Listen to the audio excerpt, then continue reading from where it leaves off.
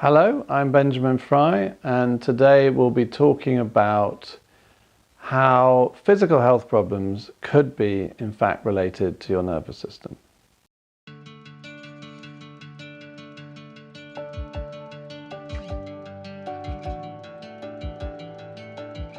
Since the dawn of time, humans have been addressing their health quite avidly. Healthcare has been an issue as long as records go back for human civilization. However, it seems that in the history of humankind, there have been three very specific ways of looking at health and healthcare. Interestingly, these split into three areas which we talk about a great deal these days, and they could be summarized as saying mind, body, and spirit. Going back a few thousand years, if you had a healthcare problem, you're more than likely to be directed towards a medicine man or a guru or a spiritual leader or a priest or a temple. This was where society felt that you needed to go to get your health taken care of. So there was an idea that somehow there was something around this idea of religion or spirituality or spirit which had something to do with health. And in fact, there really wasn't anything else you could do, because this was pre-science, pre-mental health. Then we emerged into an era where humans became scientists, in effect. And there's a whole world of medicine that emerged with the age of reason and with the scientific, rational approach to human beings. Now, some people would say this was to the detriment of the things that we learned before. There's this idea that the mind and the body became split into two different things, and the body is just some sort of machine which needs fixing by doctors. But nonetheless, modern healthcare has been staggeringly successful in improving the welfare of humans on this planet. Now, a little over 100 years ago, one of these doctors in Vienna, called Sigmund Freud, started to do things differently. Instead of poking around in people's bodies or giving them medicines, he decided there was a way of talking to people that could cure them of some surprising and confusing and baffling ailments. He was dealing with patients who had problems that no doctor could adequately explain in this kind of mechanistic medical model that they were typically using. So from this, the idea of, I suppose, mental health care was born, or healthcare for the mind. And that's been increasing in popularity, certainly in recent decades.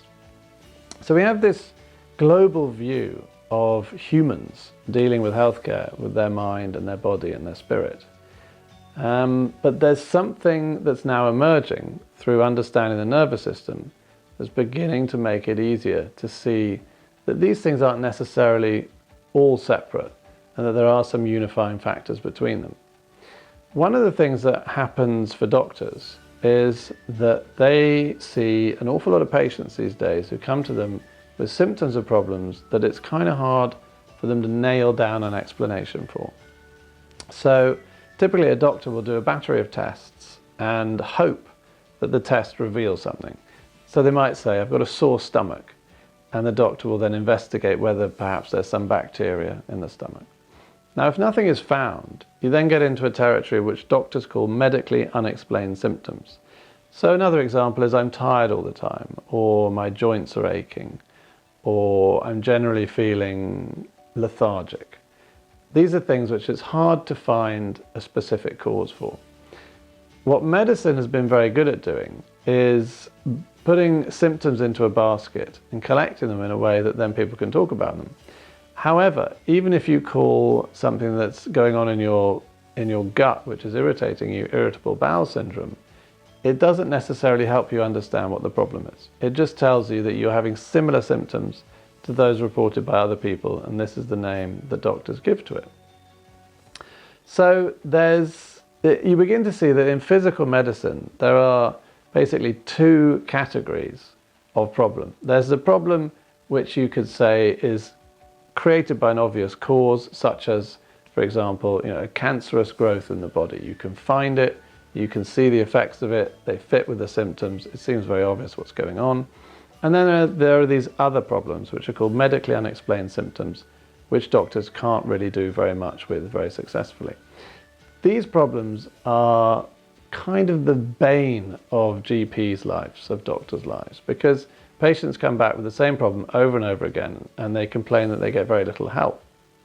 However, it's well worth looking at the nervous system when these things come up, because the nervous system is the system which is telling the body how to behave in response to its environment. We're talking about the autonomic nervous system here, which regulates the response to threat. If there's a lion on the horizon, the body is mobilized, it's stimulated to become more active, to move more, and to be more focused on where that lion is coming from. If there is no lion, and in fact there's plenty of food and warmth and shelter, then different gears kick in. The brake kicks in on the nervous system to slow it down, so you can sleep, socialize, eat, snuggle, and generally relax and enjoy life. The balance between these two is very important. This is how the body regulates all of its major functions, is through this articulation of the nervous system. So a problem will arise if the nervous system isn't working properly. It's a bit like if you think about the heating or the cooling in your house or in your office or in an airport. Something is telling that enormously powerful system whether it should be on or off, whether it should be heating or cooling. It's probably just a small thermostat somewhere. I mean, most people's houses have a small thermostat. If that thermostat is broken, then you can imagine that house is either going to be freezing or boiling all the time. And so that system is going to be running very hot or very cold all the time, and not in the way it was designed to do. And this is one of the significant problems that happens in our bodies. There's a biochemical consequence to dysregulation in the nervous system. When our nervous system doesn't work, it doesn't assess threat properly because of all the unfinished business in it that's clogging it up, we end up with a body that is operating not in the way it was designed to do. So a good example of this is perhaps chronic fatigue, which arguably you could say would be the response of a body or a house that was running its heating all of the time. If your biological signals are that you're under threat all of the time, then why wouldn't you eventually be exhausted all of the time? Another one is gut problems, irritable bowel syndrome. If your body is shut down, like it would be if you were overwhelmed by a threat, then you're not going to be able to digest. It's just part of the physiological pathways of the dorsal vagus nerve involved that it won't allow the gut to operate at that time, because shutdown is shutdown, it's not digestion. So again, if your nervous system is dysregulated and the nerves are sending the wrong signal down the nervous system for the right environment, then you're going to find it difficult to do the things that the body would otherwise normally do. So it's a big difficulty for doctors to find an organic cause of these problems if they don't look deeper into the hierarchy of the body and see what signals the nervous system is giving these systems and why that might be. So it's very important to look at nervous system theory, not just from the point of view of mental health care, where these days it's often very important because it's a significant step forward in helping us to understand common conditions like anxiety and depression. But it's also a significant step forward in helping us to understand this almost epidemic that's happening in the first world now of medically unexplained physical symptoms.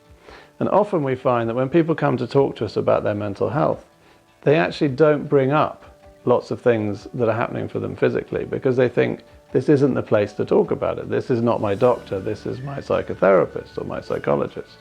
Whereas in fact, all of these things are like branches on a tree, and the trunk of the tree is the health of the nervous system. So if you think you have any peculiar and interesting and difficult to solve physical ailments, and at the same time you've been thinking about your mental health and whether or not that needs some treatment, you might start to consider that these things could have a common cause. Because if you go back to these historical places of healthcare as being kind of in the spiritual realm and then in the mind realm and then in the body realm, there's definitely an overlap between them where you can see that the healthy functioning of the nervous system will provide not only health for all three of them, but also ill health for all three of them when it is not functioning properly. Thank you for watching this video. These are some of the ideas in my recent book, The Invisible Lion. If you'd like to see more resources about that, please go to the website theinvisiblelion.com and find out more about the book.